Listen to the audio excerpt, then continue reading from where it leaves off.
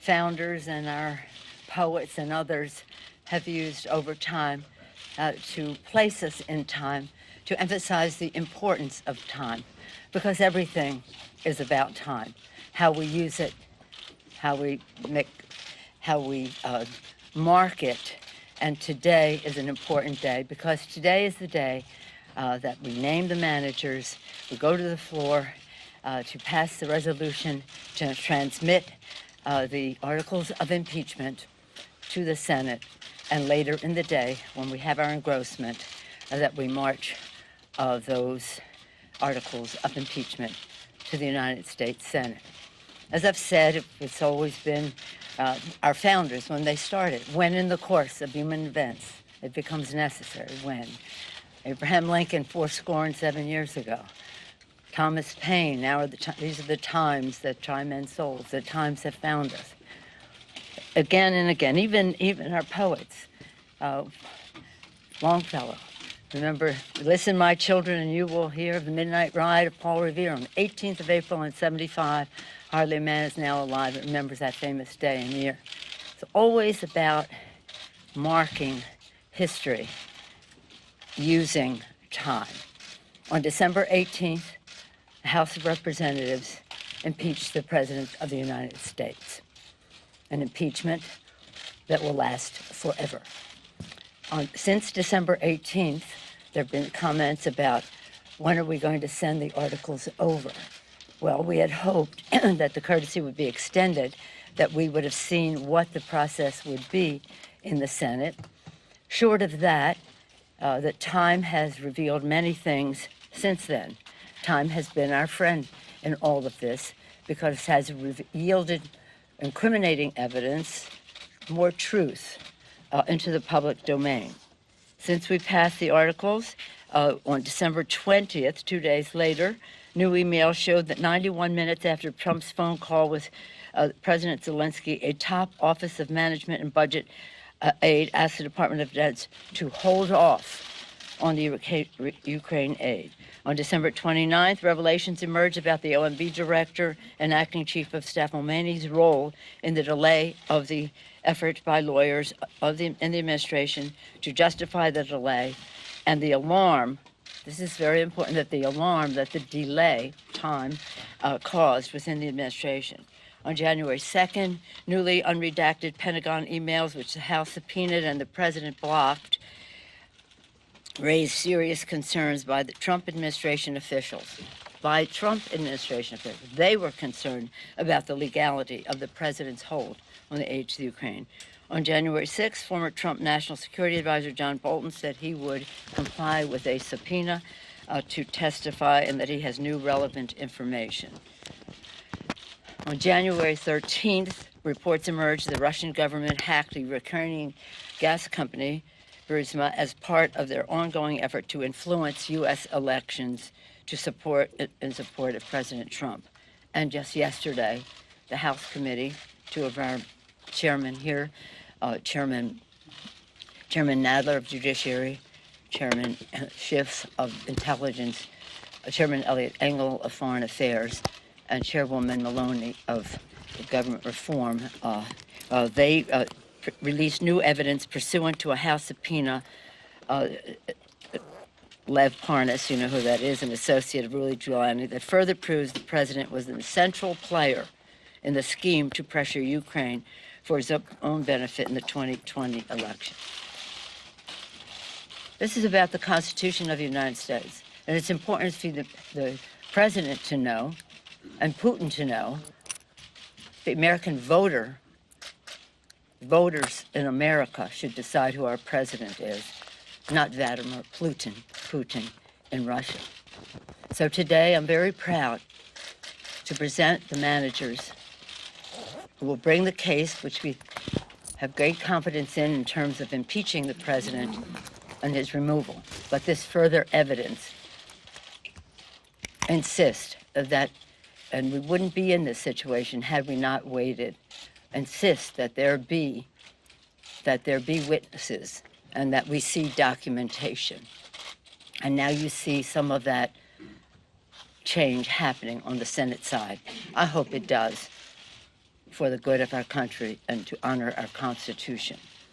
So today, on the floor, we'll pass a resolution naming the managers, as I mentioned, appropriating the funds for the trial, and transmitting the articles of impeachment of the President of the United States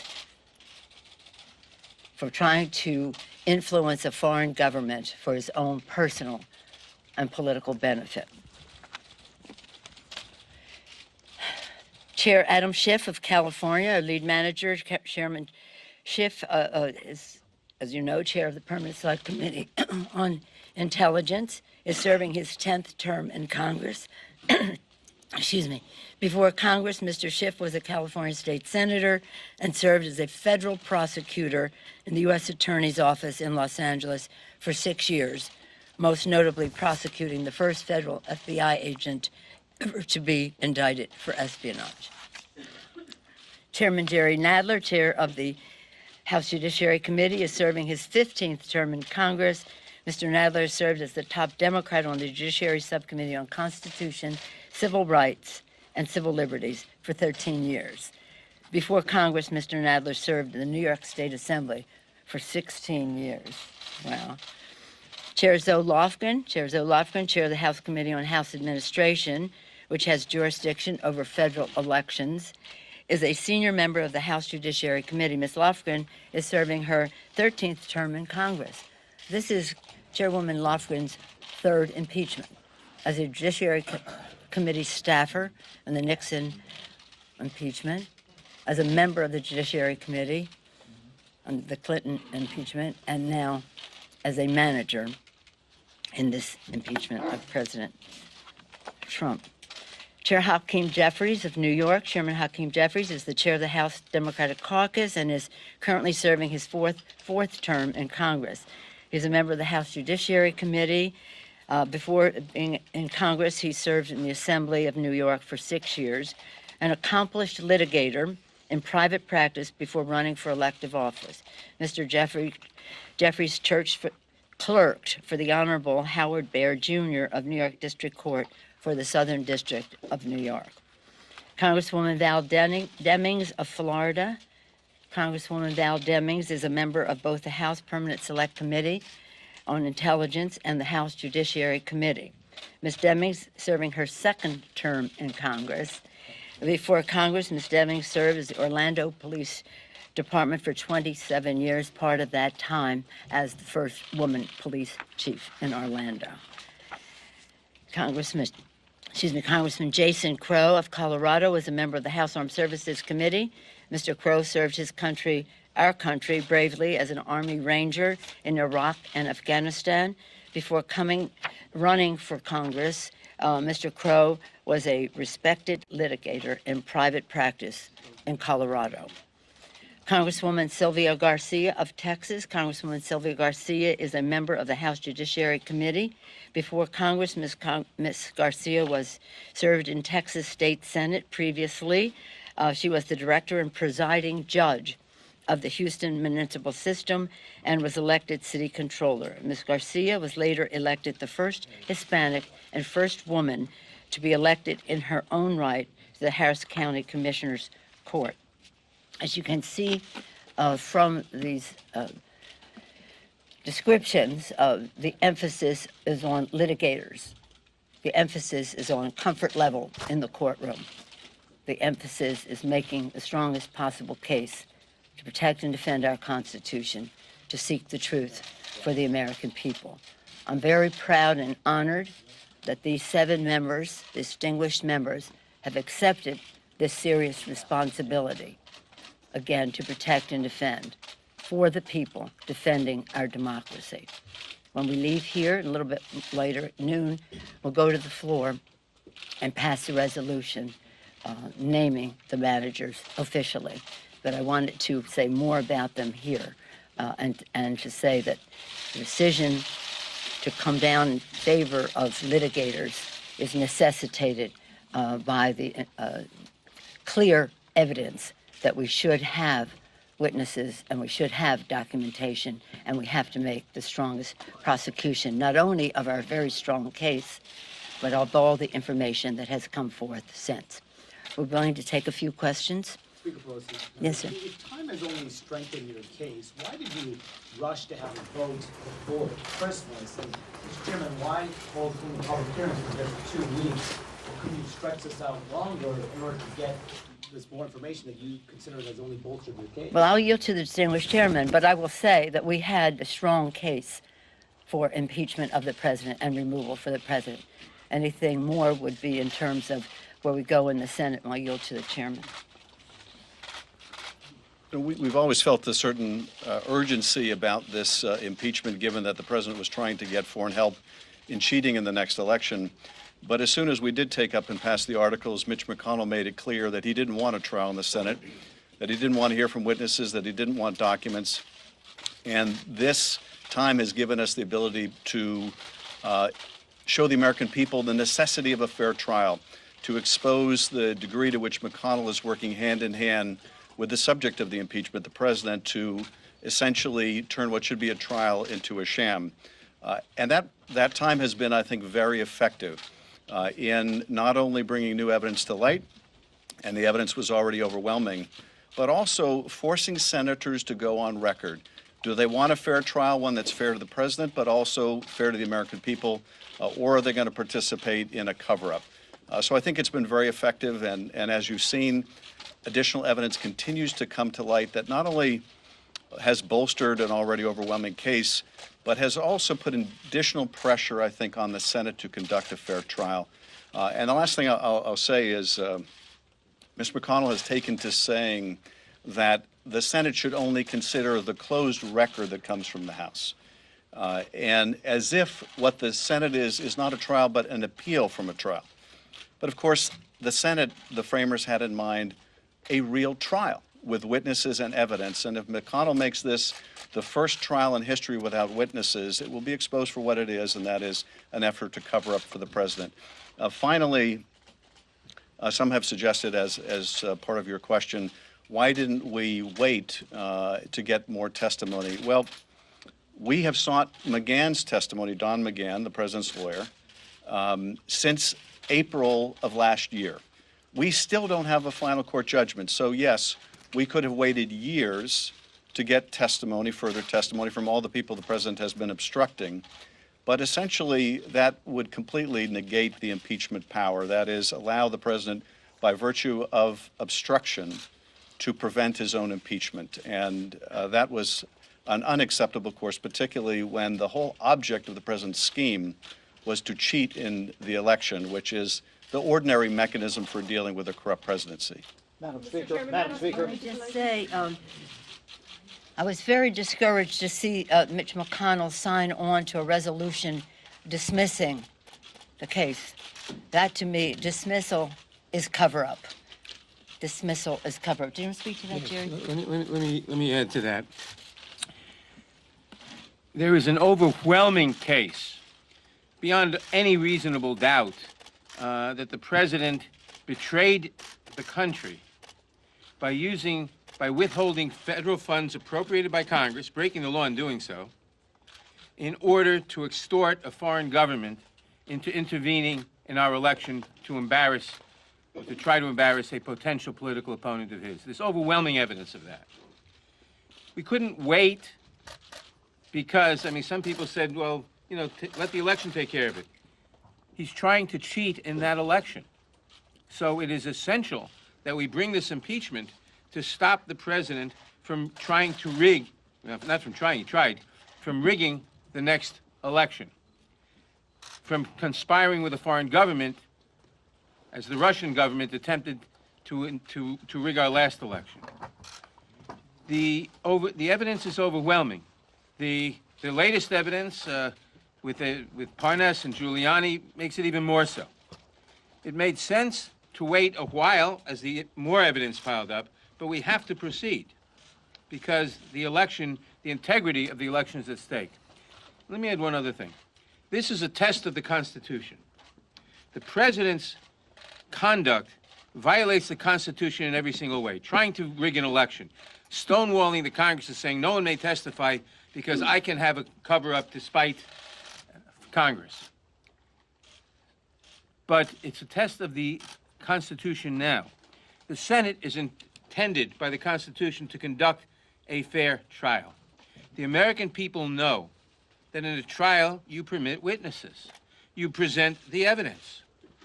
If the Senate doesn't permit the introduction of all relevant witnesses and of all documents that the House wants to introduce, because the House is the prosecutor here, then the Senate is engaging in an unconstitutional and disgusting cover-up. So the question is, does the Senate is on trial as well as the President. Does the Senate conduct a trial according to the Constitution to vindicate the Republic? Or does the Senate participate in the President's crimes by covering them up? Madam Speaker. Madam Speaker. Thank you so much. You talked about the push to try to have witnesses, try to have documents in the trial here, and maybe some of the managers would be better taking this question here. But what, based on your understanding of the Senate rules, what do you see as procedural options to try to force the Senate to do something, A, or just make the best case that you can, and then if they don't try to go down that route, say, okay, this is what they've decided to do? Well, I've often quoted, and Mr. Jeffries quotes, Abraham Lincoln, public sentiment is everything. Over 70% of the American people want to see a fair trial. Whatever the outcome, a fair trial with witnesses and documentation. And we haven't seen even the rules. We put our rules out in October for the next couple of months, the next few months that followed for our making the case. We haven't seen what the rules are in the Senate. But we do know that in the time that has transpired since December 18th, the American people have come down in favor of a fair trial, which they always wanted, but meaning that it would entail having witnesses as well as documents. Anyone else want to speak to that? My colleagues? Mr. Jeffrey?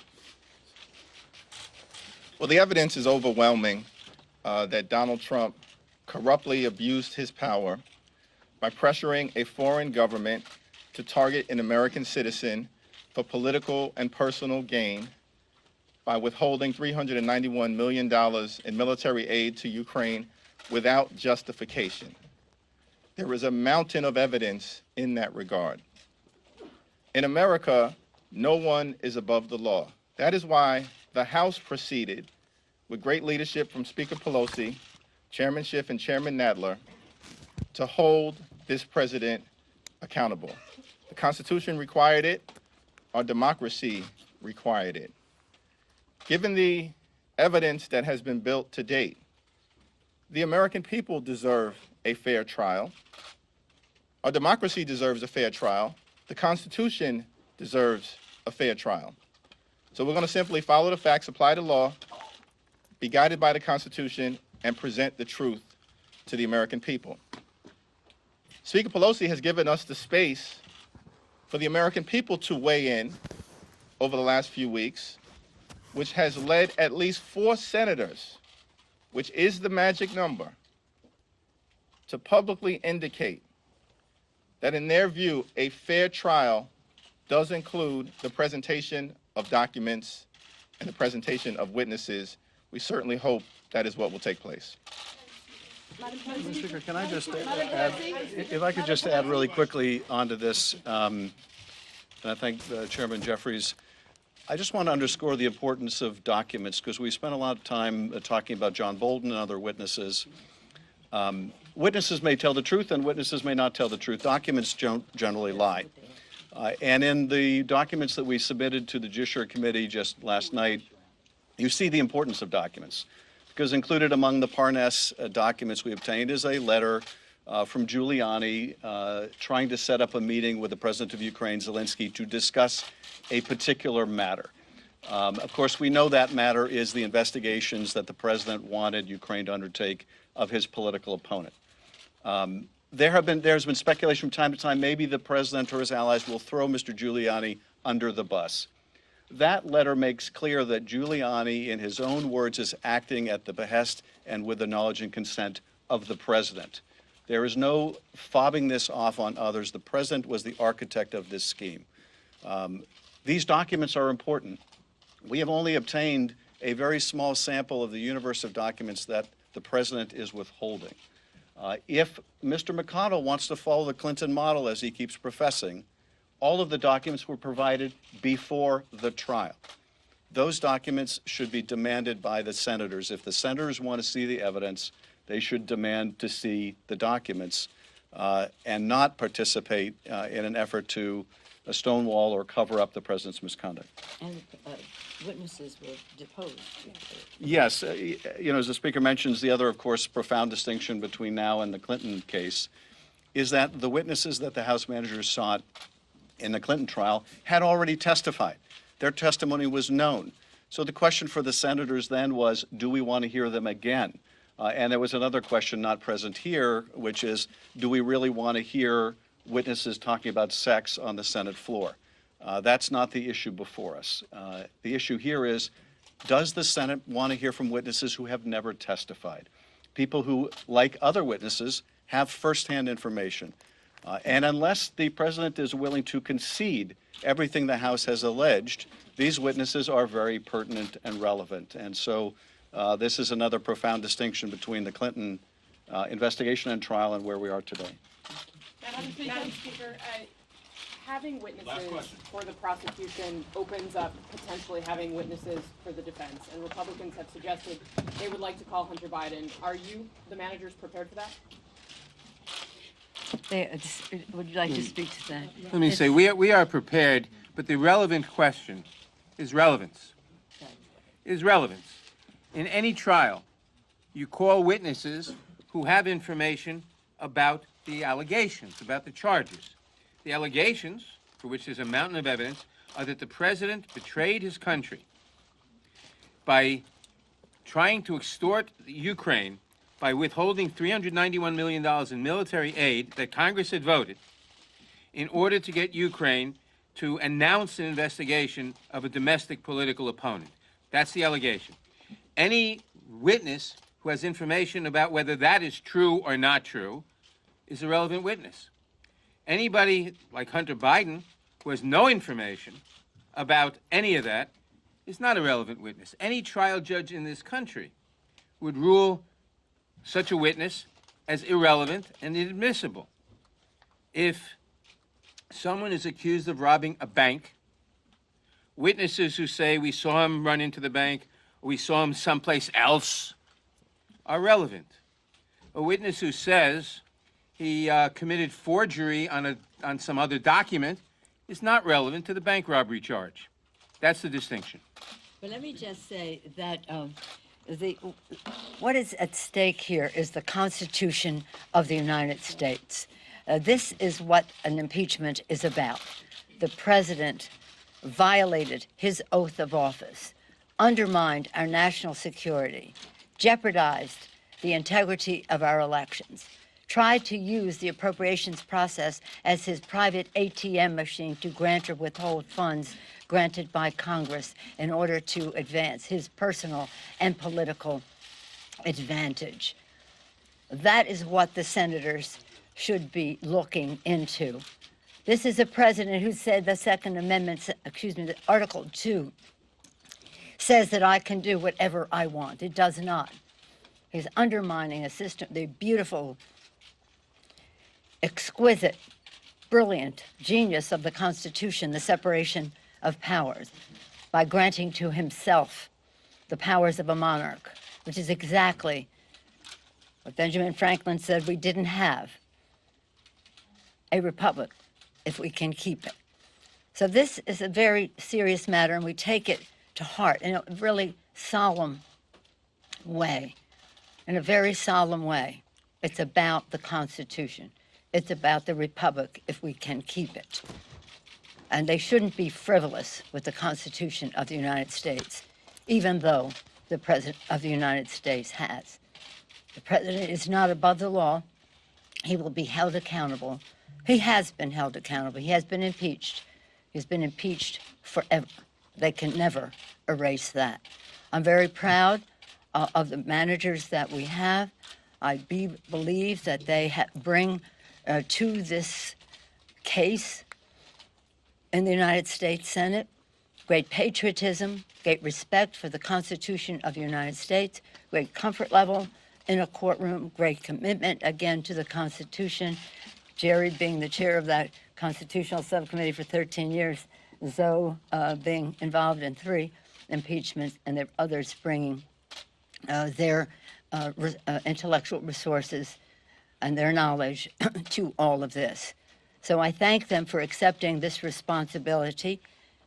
I wish them well. It's going to be a very big commitment of time, but I don't think we could be better served than by the patriotism and dedication of the managers that I am naming here this morning. Thank you all very much.